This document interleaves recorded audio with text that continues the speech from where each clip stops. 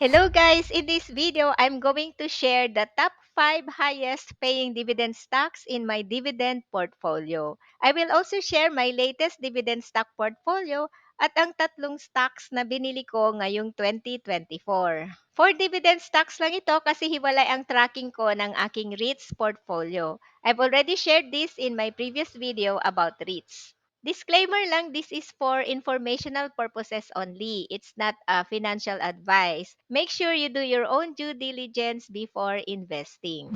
So, nag-start ulit ako mag-invest sa PSE noong July last year with an investment goal to earn passive income through dividends while also aiming for capital appreciation over the long term. Itong dalawang stocks na ito, Meralco at Globe, ay original stocks na nabili ko noong 2019 bago ako nag-switch sa US stock market kasi mas mabilis sa US stock market. And then, meron din ako nabiling dalawang preferred shares, Petron, ang ticker code ay PRF3A, and Ayala Corporation, ticker code ay APB2R.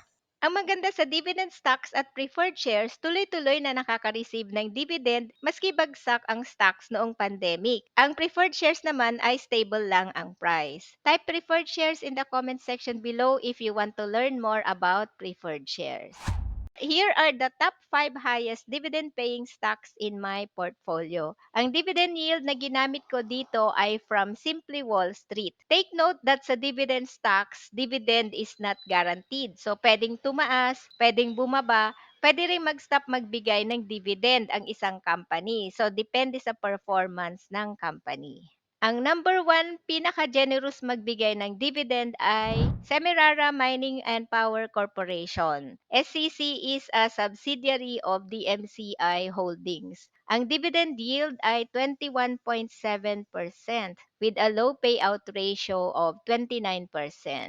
Total dividends na nakuha ko from SCC sa aking call and BPI trade accounts noong November ay 13,545 pesos. Consistent nagbibigay ng dividend ang SCC over the past 10 years. SCC's dividend payments have increased. Ang 10 years annualized growth rate sa dividend ay 21.4%.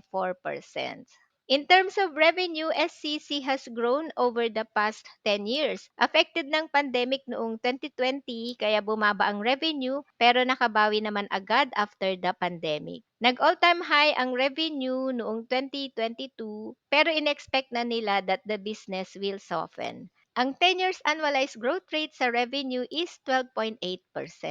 In terms of profitability, SCC has an impressive 10-year annualized growth rate of 18.2% sa EPS. SCC has a high return on equity at 36.9%. This shows that SCC is highly efficient in generating profits from its equity. Mababa rin ang kanilang utang. Ang DE ratio ay 10.8% lang. SCC has more cash than its total debt. SCC is financially healthy. In terms of valuation, SCC is undervalued. Mababa ang PE ratio at 5.2 versus peer average of 13.2. My calculated intrinsic value is 57.76 pesos per share. If you want to be more conservative, use the 40% margin of safety. So, pwede rin maski lower than 30%. It's up to you. So, depende ito sa diskarte mo. Number 2 is DMCI Holdings Incorporated. Ang dividend yield is 13.3%. Mababa rin ang payout ratio at 34%. Total dividends na nakuha ko from DMC noong November ay 7,452 pesos.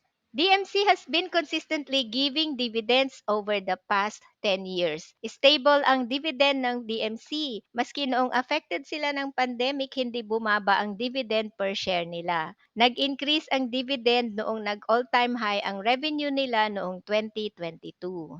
DMC's revenue has been growing over the past 10 years. Affected din sila ng pandemic noong 2020. Pero nakabawi agad at nag-all-time high ang revenue noong 2022. This was driven by SCC's revenue. Ang 10 years annualized growth rate sa revenue ay 9.8%. Sa earnings per share, ang 10 years annualized growth rate naman ay 10.79%. DMC's return on equity is also high at 23.9%. DMC is highly efficient in generating profits from its equity. Mababa rin ang utang ng DMC. Ang DE ratio ay 33.8%. DMC's debt is well covered by its operating cash flow. DMC is financially healthy. In terms of valuation, DMC is also undervalued with a PE ratio of 6.1. My calculated intrinsic value is 15.89 pesos per share. Sa price ng DMC ngayon na 11 pesos per share, nasa buy below price pa siya with 30% margin of safety. Number 3 is LT Group Incorporated. Dividend yield is 12.3%. Napakababa ang kanilang dividend payout ratio, 7% lang. LTG's dividend payments are well covered by earnings and cash flows, kaya kayang-kaya nilang masustain ang high dividend nila. For LTG, nakakuha ako ng total dividend na 4,131 pesos noong December. Ang LTG ay consistent sa pagbibigay ng dividend over the past 10 years. Nag-increase sila ng dividend payment frequency noong 2021. At ang 10 years annualized growth rate nila sa dividend ay 23.11%. In terms of revenue, LTG has grown over the past 10 years. Hindi affected ang revenue nila noong nagka-pandemic. Ang 10 years annualized growth rate ay 6.5%. Uptrend ang revenue ng LTG over the past 3 years. EPS has also grown over the past 10 years. Ang 10 years annualized growth rate ay 10.29%. LTG's ROE is considered low, so nasa 10.3% lang. Ideally, it should be above 15%.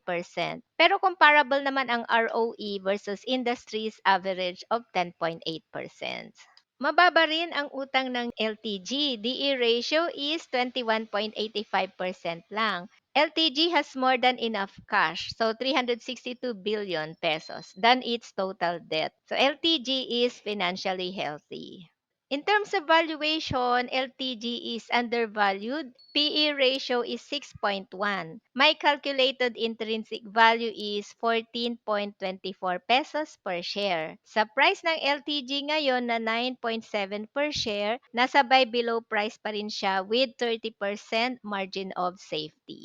Number 4, Shang Properties, ticker code is SHNG. Ang dividend yield is 7.9% with a low payout ratio of 28%.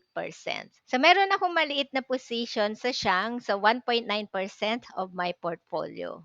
Consistent ding nagbibigay ng dividend ang Shang over the past 10 years. Its dividend payments have also increased. Ang 10 years annualized growth rate ay 10.14%. Before the pandemic, revenue had been consistently growing. Kaya lang na-affect sila ng pandemic, kaya bumagsak ang kanilang revenue noong 2020 hanggang 2021. And then nag-start makarecover noong 2022. EPS has grown over the past 10 years. Ang 10 years annualized growth rate ay 6.11%.